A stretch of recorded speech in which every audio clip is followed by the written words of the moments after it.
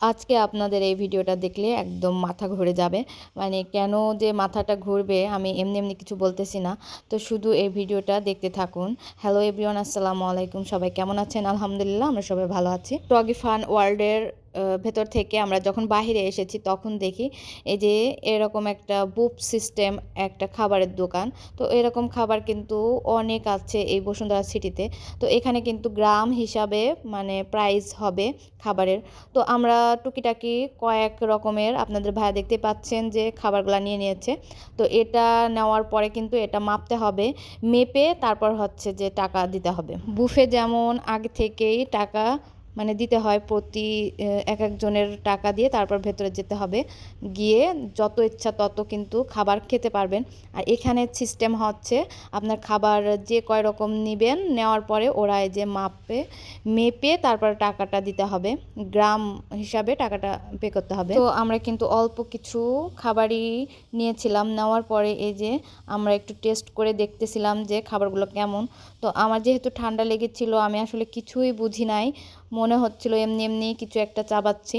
যাই হোক, হয়তো বা টেস্ট আছে, আমি পাই। এখানে দেখতেই পাচ্ছেন বাপ বেটিতে মিলে খেয়ে নিচ্ছে। এরপরে সাজিয়ার বাহানা ছিল এটা এটা হচ্ছে যে 250 নয়তো 280 এমনই দামটা ছিল, আমার সঠিক এখন মনে নেই।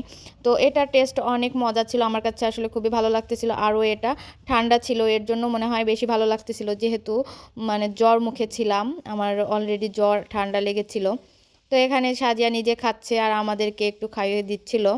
আমরা কিন্তু এখানে অনেক টাইমই বসেছিলাম, বসে বসে একটু মানে খেয়ে নিচ্ছিলাম, কারণ ভেতরে অনেক হাঁটাহাঁটি হয়েছে আর একদমই মনে চাচ্ছিল না যে একটু হাঁটাহাঁটি করি। তো কি করা, মার্কেটটা তো একটু ঘুরে দেখতে হবে যেহেতু এখানে এসেছি। এরপরে কিন্তু এই যে আমরা চলন্ত সিঁড়ি দিয়ে উপরে উঠে উঠে এক এক তালা করে করে দেখতেছিলাম। এই বসুন্ধরা সিটিটার ভিতরটা কিন্তু অনেক সুন্দর, আসলে চোখ জুড়িয়ে যায় দেখলে। আর এখানে এত পরিমাণ আলো, এটা কিন্তু রাতের সিন। তো এখানে মনে হচ্ছে না যে রাত হয়ে গিয়েছে, বাইরে গেলে বোঝা যাচ্ছে যে রাত হয়ে গিয়েছে। তো এখানে এই যে খাবারের দোকান আছে, এখন কিন্তু আপনাদেরকে ঘুরে ঘুরে দেখাবো মার্কেটটা। তো এই মার্কেটটাতে দেখলাম যে ছেলেদের ড্রেস মানে পাঞ্জাবি, ব্লেজার, তারপরে বিভিন্ন ধরনের শার্ট প্যান্ট মানে ইত্যাদি, মানে এই ফ্লোরটা মনে হয় ছেলেদের আর কি। তো এখানে যে সব কিছুই দেখতেছিলাম, দেখতে দেখতে এবার আমরা কিন্তু লিফটে উঠে চলে গিয়েছি 3 তলায়। তা 3 তলায় গিয়ে দেখি মেয়েদের এত সুন্দর সুন্দর ড্রেস, মানে শুধু আপনারা দেখতে থাকুন। এখানে মানে পুরোটাই মেয়েদের, মানে একটা ফ্লোরে শুধু ছেলেদের আর একটা ফ্লোরে শুধু মেয়েদের। তো এখানে সাজিয়া এইসব ড্রেস দেখে ও পুরা অবাক হয়ে গিয়েছিল। বেশিরভাগ ও অবাক হয়েছে প্রিন্সেস যে জামাগুলো আছে সেগুলো দেখে, ওর এত ভালো লেগেছে, ও আমাকে বারবার করে ওগুলা দেখাচ্ছিল। তো এখানে কিন্তু বাচ্চাদেরও আছে কিন্তু বড়দেরও আছে, তবে এখানে এত এত পরিমাণ দাম কি বলবো।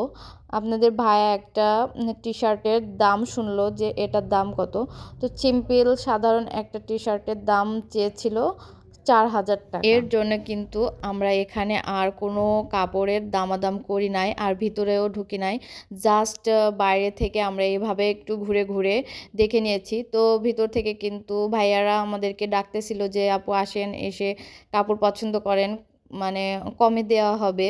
তো আমরা বুঝতেই পেরেছি যে কতটুকু কমে তারা দিতে পারবে, এর জন্য আর ভিতরে যাওয়া হয়নি, আমরা বাহির থেকেই এগুলো দেখে চলে এসেছি।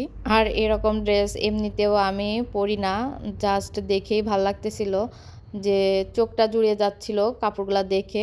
ভিডিওটি কেমন লাগলো অবশ্যই কমেন্ট বক্সে জানাবেন। আর অবশ্যই অবশ্যই আপনাদের সাথে আরও আরও কোন কোন ফ্লোরে কী কী রয়েছে অবশ্যই শেয়ার করব। তবে আজকে এ পর্যন্তই।